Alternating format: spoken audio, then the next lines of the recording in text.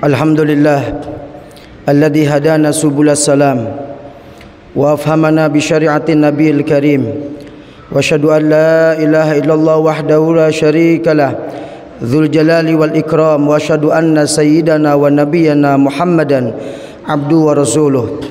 Allahumma salli wa sallim wa barik ala sayyidina Muhammadin wa ala alihi wa sahbihi wa tabi'ina bi ihsan ila yaumiddin, amma ba'd.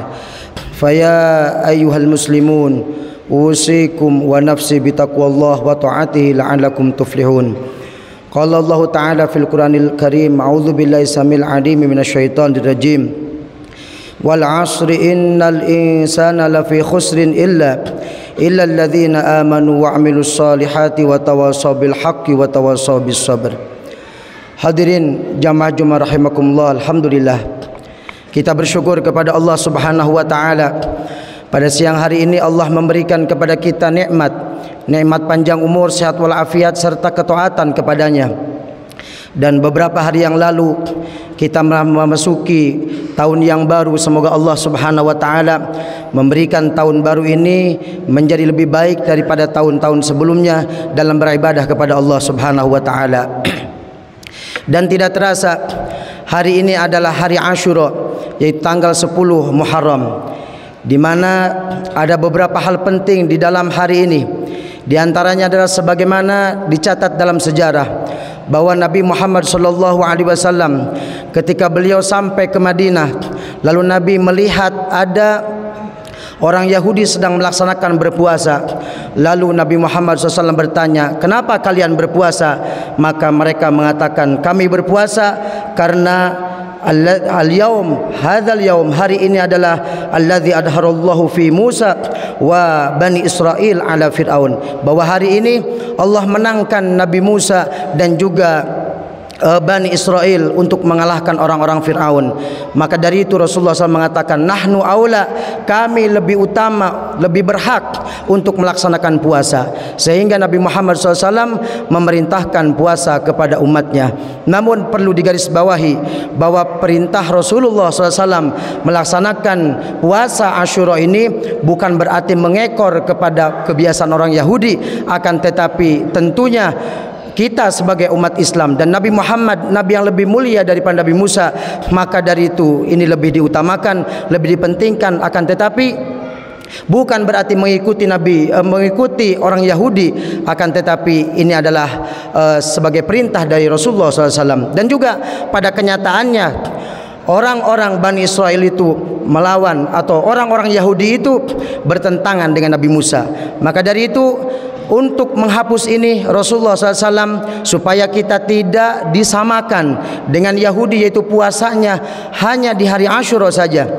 Kebetulan hari Asyura itu adalah hari ini, dan beruntunglah bagi mereka-mereka yang berpuasa pada hari ini, di mana diusahakan, kata Rasulullah, supaya kita tidak menyamai orang Yahudi. Karena kalau Yahudi puasanya hanya tanggal 10 saja, maka kata Nabi, khaliful Yahud, berbedalah kalian dengan Yahudi. Bagaimana? Dengan berpuasa satu hari sebelumnya dan satu hari setelahnya, atau kalau enggak satu hari sebelumnya, kemarin hari Kamis dan hari ini, atau kalau kemarin tidak puasa maka hari ini dengan hari esok, supaya tidak sama dengan orang Yahudi. Sekalipun pada hakikatnya Rasulullah SAW memerintahkan kepada kita puasa Asyura bukan mengikuti orang Yahudi. Dan apa hikmah terbesar atau faidah terbesar daripada berpuasa di hari Asyura, di mana dalam hadis sahih Muslim dikatakan, wa su'ila an shaumi yaumi Asyura, Rasulullah ditanya apa keistimewaan puasa di hari Asyura, maka faqala, Nabi Muhammad SAW menjawab, yaitu adalah yukaffiru sana al-madiyah, yaitu menghapus kesalahan di tahun sebelumnya. Dan di bulan Muharram ini atau bulan Syura ini, istilah bahasa kita, ada beberapa hal yang beredar di masyarakat, yaitu apa? Yaitu tidak diperbolehkan menikah di bulan ini. Ini adalah pemahaman yang salah. Kita tahu bahwa tidak ada yang tahu tentang urusan gaib kecuali Allah Subhanahu wa taala.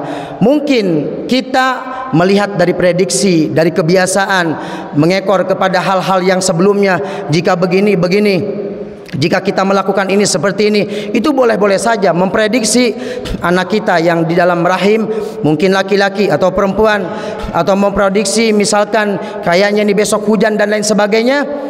Itu boleh-boleh saja, akan tetapi tidak boleh sama sekali mengatakan bahwa besok pasti akan hujan, besok pasti akan begini, karena yang tahu kepastian secara qat'i hanya Allah Subhanahu wa taala. Sebagaimana dalam hadis Sahih Bukhari digambarkan oleh Rasulullah SAW bahwa miftahul jannah, bahwa miftahul ghaib khamsun, bahwa kunci alam gaib itu ada 5, la ya'lamuha illallah, tidak ada yang tahu kecuali Allah Subhanahu wa taala. Yang pertama, la ya'lamu ahadun ma yakunu fi ghadin, seseorang itu tidak akan tahu besok akan terjadi apa kepada kita. Wa la ya'lamu ahadun ma yakunu fil arham, dan yang kedua, kita tidak tahu apa yang ada dalam rahim seorang ibu, atau rahim yang di dalamnya itu anak laki atau perempuan atau seperti apa. Sekalipun saat ini ada istilah USG dan sebagainya, tapi berapa banyak yang ketika diprediksi laki-laki ternyata lahir perempuan, atau sebaliknya. Dan yang ketiga, wala ta'lamu nafsun madza taksibu ghada, dan Anda tidak akan tahu apa yang akan terjadi atau yang akan kita lakukan besok. Dan yang keempat, wa ma tadri nafsun bi ayyi ardin tamut, dan Anda tidak tahu di mana kita akan meninggal.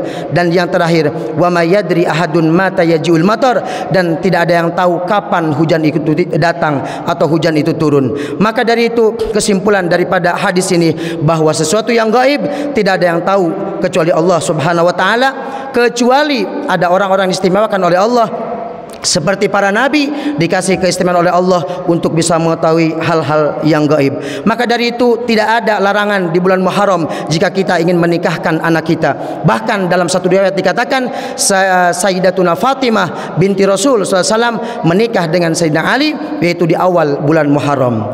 Hadirin jamaah Jumat rahimakumullah, ada peristiwa penting di bulan Asyura ini, diantaranya yaitu adalah Allah Subhanahu wa taala menyelamatkan Nabi Ibrahim dari bakaran api yang dilakukan oleh Raja Namrud, sebagaimana Allah berfirman dalam Al-Quran, qulna ya narukuni bardan wa salaman ala Ibrahim. Yang kedua, yaitu di tanggal 10 ini Allah Subhanahu wa taala mengeluarkan Nabi Yusuf dari penjara, sebagaimana Allah berfirman, wa kadzalika makanna li yusufa fil ardi yatabawwa'u minha haitsu yasha tusibu bi rahmatina man nasha nusibu bi rahmatina man nasha wa la nudhi'u ajral muhsinin. Dan yang ketiga, Allah Subhanahu wa taala mengeluarkan Nabi Yunus dari perut ikan, sebagaimana dikatakan dalam ahli tafsir bahwa Nabi Yunus berada di dalam 3 kegelapan. Yang pertama gelapnya waktu malam, yang kedua gelapnya di dalam lautan, dan yang ketiga gelapnya di perut ikan selama 40 hari, lalu dikeluarkan oleh Allah Subhanahu wa taala tepatnya pada hari Asyura. Dan juga Allah Subhanahu wa taala menurunkan Nabi Nuh dari kapalnya ketika berlayar pertama kali setelah berlayar sekian lama, yaitu pada hari Asyura. Hadirin jamaah Jumat rahimakumullah, masih banyak kejadian-kejadian yang luar biasa di hari Asyura ini. Adapun amalan-amalan sunnah pada hari Asyura diantaranya yaitu bersedekah. Di antara sedekah tradisinya yaitu adalah membuat bubur suro. Kenapa mesti bubur? Sebenarnya sedekah ini perintah Allah Subhanahu wa taala, yang mana banyak sekali hadis-hadis ayat Al-Quran yang memerintahkan kepada kita untuk bersedekah, dan tidak ada larangan sedekah di hari Asyura atau di hari-hari selain Asyura. Akan tetapi kita punya kebiasaan yaitu bersedekah di hari Asyura, dan sedekahnya biasanya adalah bubur. Kenapa? Ternyata setelah ditelusuri di dalam kitab I'anatul Talibin disebutkan bahwa pada waktu kapal Nabi Nuh bersandar setelah sekian lama, begitu mereka turun, mereka kelaparan, dan Nabi Nuh bertanya, apakah kalian punya makanan? Semua mengatakan tidak punya, hanya saja ada satu orang bilang saya cuma punya kacang 1, yang satu bilang saya cuma gandum 1, yang satu bilang saya cuma ada 1, dan seterusnya, dan di total jumlahnya ada 7 biji. Lalu akhirnya dengan barokah Nabi Nuh dibikin bubur sehingga menjadi banyak, dan semua orang yang kelaparan yang turun dari kapal tersebut semuanya kenyang. Maka dari sini kita disunahkan membuat bubur suro. Dan selanjutnya termasuk kesunahan lagi yaitu adalah melakukan at-tausiah 'alal iyal, yaitu memberi lebih pada hari ini kepada keluarga, kepada istri kita, kepada anak-anak kita. Hari ini khusus kita berikan keistimewaan kepada istri kita, kita ajak makan anak-anak kita.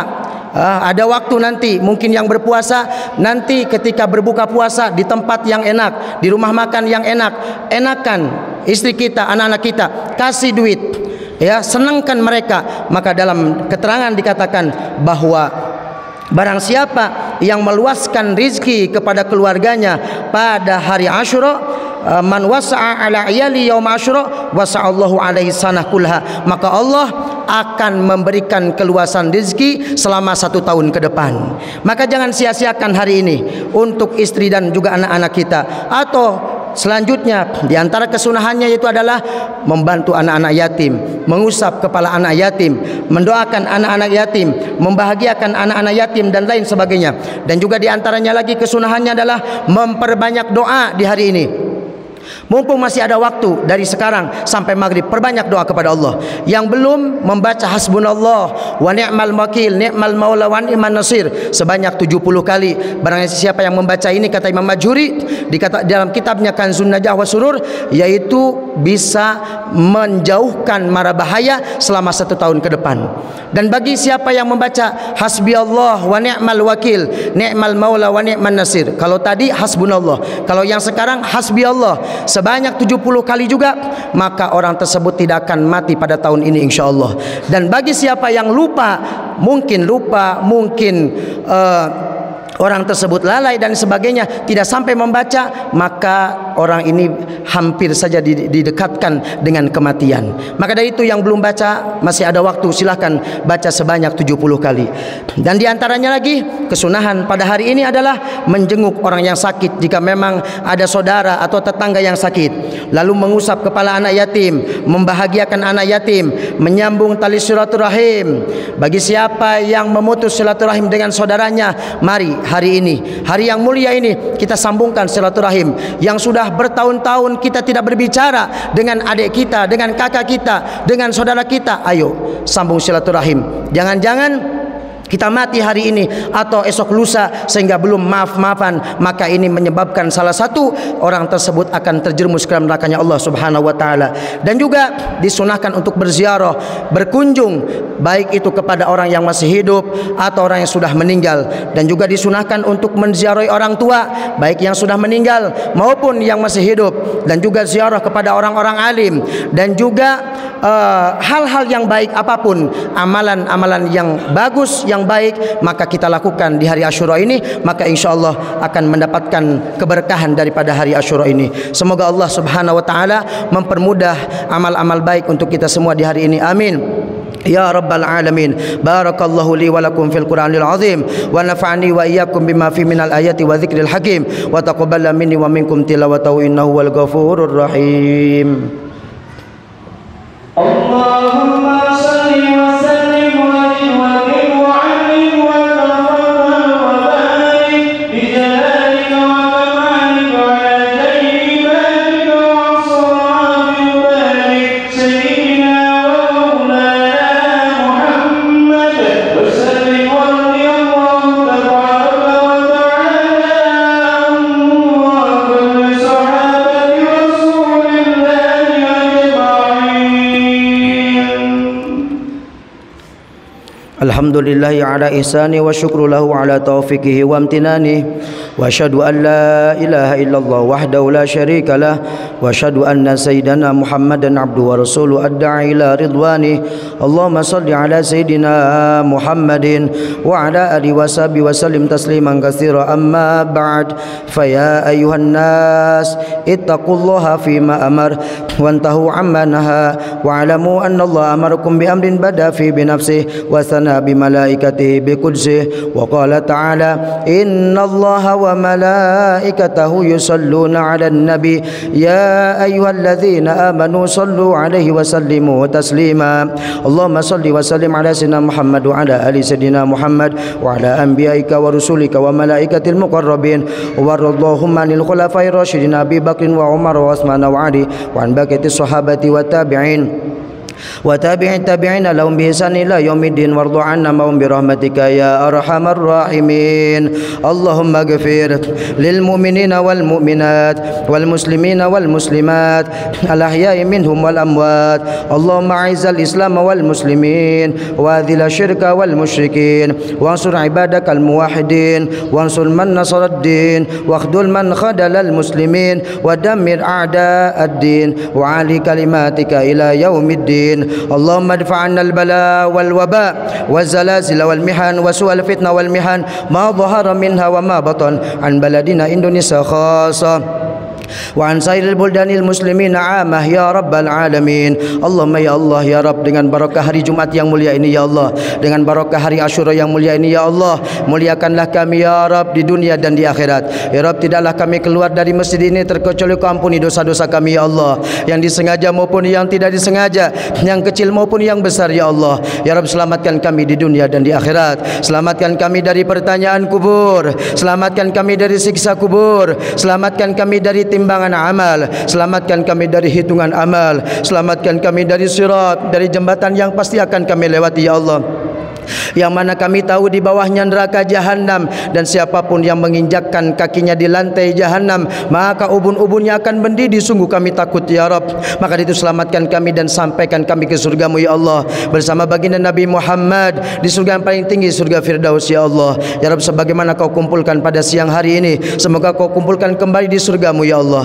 Ya Rabb, jika di antara kami yang ada di tempat ini yang sedang sakit, semoga Kau sembuhkan dan angkat penyakitnya ya Allah. Yang punya masalah, selesaikan masalahnya. Yang punya hajat, kabulkan hajatnya ya Allah. Yang punya hutang, bebaskan hutangnya ya Allah. Ya Allah ya Rabb, jangan Kau cabut nyawa kami di saat kami bermaksiat, jangan Kau cabut nyawa kami di saat kami jauh dari Engkau ya Allah, jangan Kau cabut nyawa kami di saat kami jauh dari Engkau ya Allah. Akan tetapi cabutlah nyawa kami ya Rabb di saat kami sedang berzikir kepadamu ya Allah, di saat kami sedang mengingatmu ya Allah, di saat kami sedang membaca Al-Quran, di saat kami sedang solat, dan jadikan di akhir hayat kami ya Rabb mampu mengucapkan kalimah yang mulia La ilaha illallah Muhammadur Rasulullah sallallahu alaihi wasallam, sehingga kami semua meninggal husnul khatimah, husnul khatimah, husnul khatimah ya Allah. Ya Rabb, berikan kepada kami panjang umur, sehat walafiat dalam ketaatan kepadamu ya Allah. Ya Rabb, kabulkan amal-amal ibadah kami selama ini ya Allah, kabulkan amal ibadah kami ya Allah,